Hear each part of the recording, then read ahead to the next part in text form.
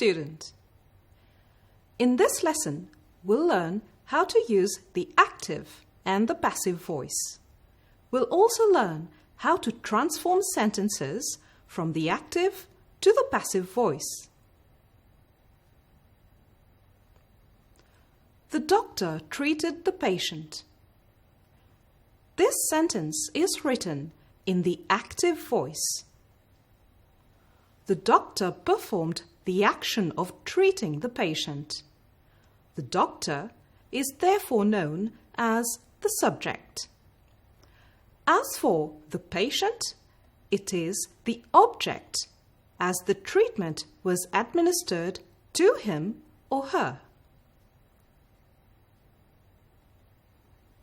So, when do we use the active voice? We use the active voice when we want to focus on the subject, that is, the one who did the action. Another example. Mary has washed the dishes. In this sentence, we want to emphasize on the person doing the action, that is, Mary. Mary is the subject. She has performed the action of washing the dishes.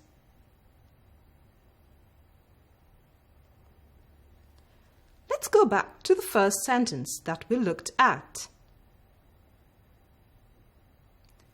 In sentence A, which is in the active voice, who is the focus? Right, the focus is on the doctor. The doctor is the subject. Let us now look at sentence B. The patient was treated by the doctor. Here, the focus has changed. The focus is on the patient, the one who received the treatment. So, this sentence is in the passive voice. Note that in sentence A, the patient was the object, but in sentence B, the patient has become the subject. Let's have another example. The house was built in 1834. What is the focus in this sentence? Yes, the focus is the house. The agent, that is, the subject, is unknown. Or maybe it is not important to mention who did the action. Also, in this example, it is obvious that people built the house, and the passive voice is used to avoid stating that which is obvious. So remember, use the active voice if you want to focus on the one doing the action. And use the passive voice to change the focus of the sentence, or when the agent, the one who did the action, is unknown, or when it is not important to state who did the action. Now, read this sentence in the active voice.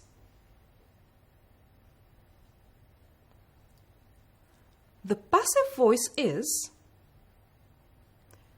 this book was written by J.K. Rowling.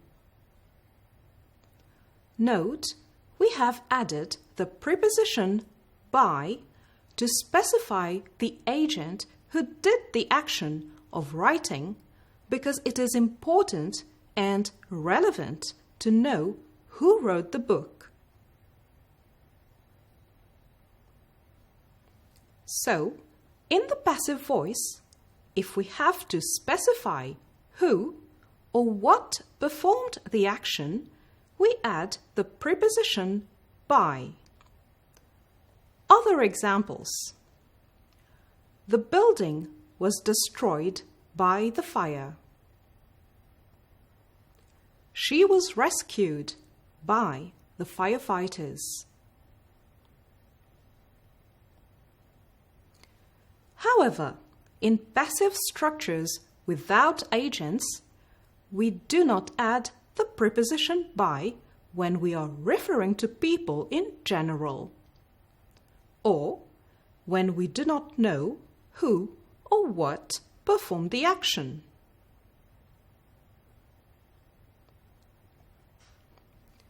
Let us have two examples of passive structures without any subject or agent. First example. All sanitary protocols should be strictly observed at all times. Who is being addressed here? It is people in general. Here, we do not mention the agent because the sentence is in the form of a formal notice or announcement.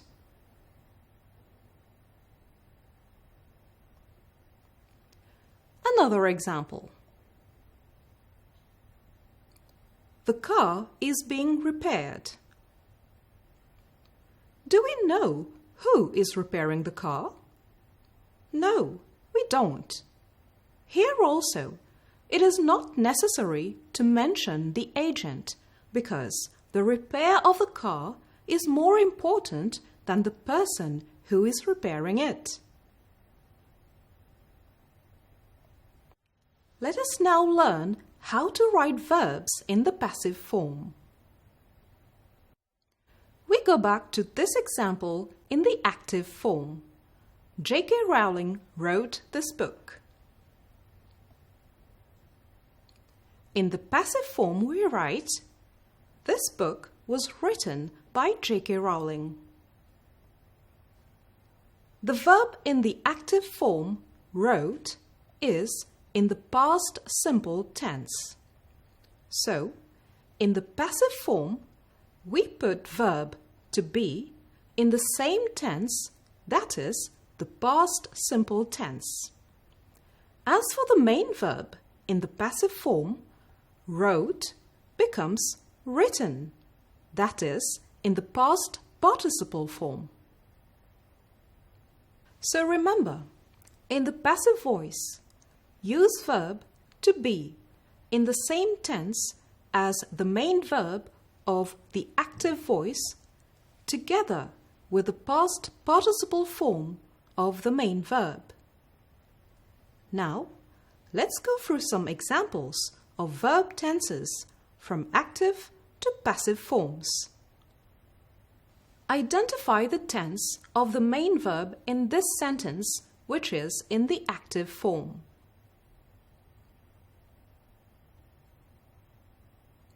Right.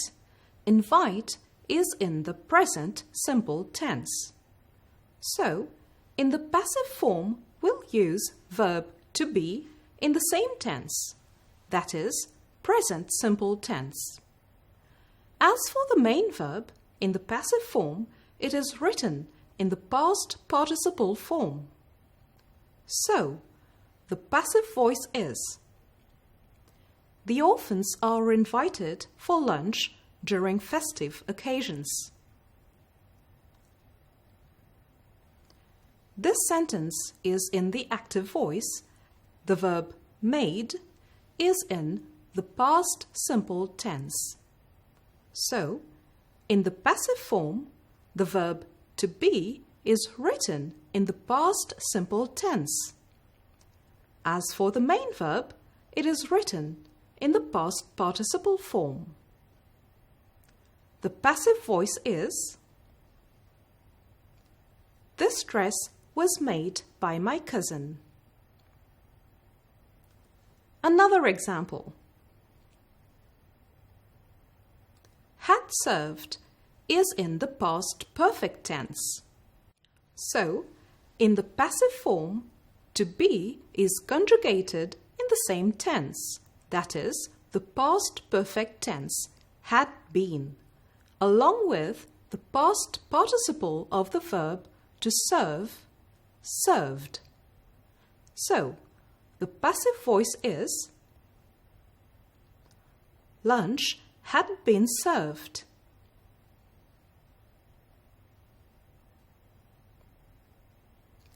What is the tense of the verb will sell here? Right, will sell is in the future simple tense. So, in what tense do we conjugate the verb to be in the passive form? Good. Verb to be is conjugated in the same tense, future simple tense. The verb to sell is written in the past participle form. In the passive voice, the sentence is: the painting will soon be sold by the artist. A last example. Here, the verb should return contains the modal should.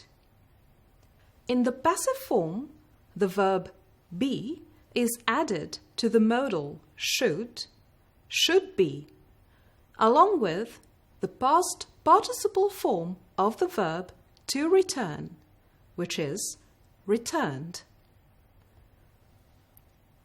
The shoes should be returned. Are you ready for some practice now?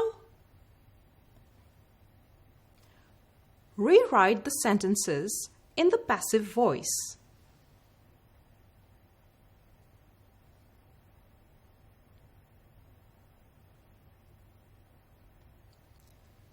That's correct. The answer is: the door was left open. The sentence is formed with the past simple tense of the verb to be, because left is in the past simple tense, and the past participle of the verb to leave. In this example, we do not need to add by, as we do not know who performed the action. Let us practice another sentence.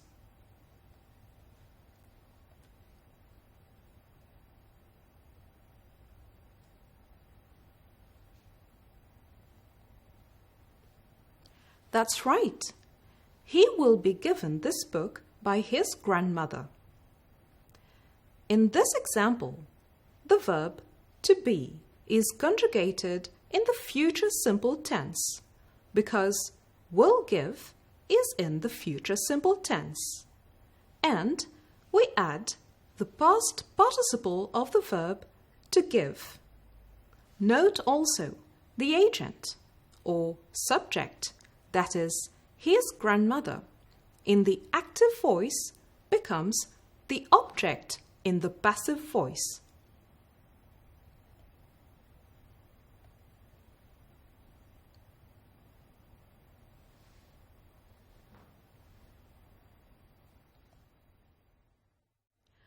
Very good. The letters would be brought by the postman before Christmas. The passive voice is written by adding the verb be to the modal would, as this modal has been used in the active voice. The verb to bring is written in the past participle form. Note that the object in the active voice, the letters, becomes the subject in the passive voice. Let us try one last example.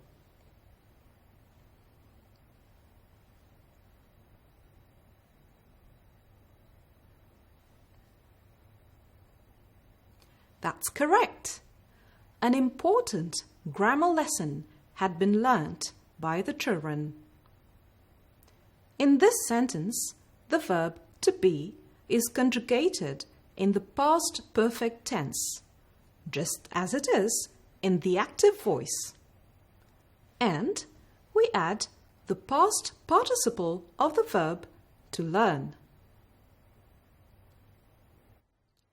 If you wish to practice further, go to your grade 8 textbook and complete activity 4B and 4C on page 105. Please note that this video is available on the SSB website. You can watch it over again. Now, let's do a recap to end this lesson. We have learnt the following. The passive voice is used when we want to focus on the object, or when the agent, that is, the one who did the action, is irrelevant or unknown. To show the agent doing the action, use by. There is no need to add the preposition by when we are referring to people in general, or we don't know who or what performed the action. Verbs in the passive voice are formed with the verb to be in the same tense as the main verb of the active voice. Add the past participle of the main verb. Thank you for watching. Goodbye.